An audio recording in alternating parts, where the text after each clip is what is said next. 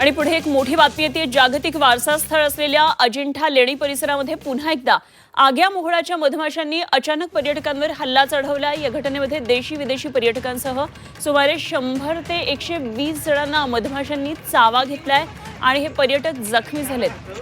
पर्यटकांची बस पार्किंग परिसरामध्ये आली असताना मधमाशांनी अचानक पर्यटकांवर हल्ला केला।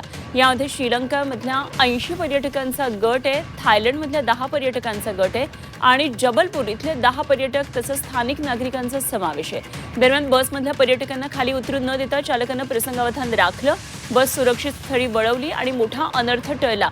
जबलपूरमधल्या 7 वर्षाच्या चिमुरडीच्या चेहऱ्यावर मधमाशांनी चावा घेतल्यानं तिचा चेहरा सुजलाय, तिची आई देखील जखमी आहे। या पर्यटकांना उपचारासाठी अजिंठा ग्रामीण रुग्णालयामध्ये आणि परिसरातल्या खासगी दवाखान्यात हलवण्यात आलं। या घटनेमुळे परिसरात काही काळ गोंधळाचं वातावरण निर्माण झालं होतं।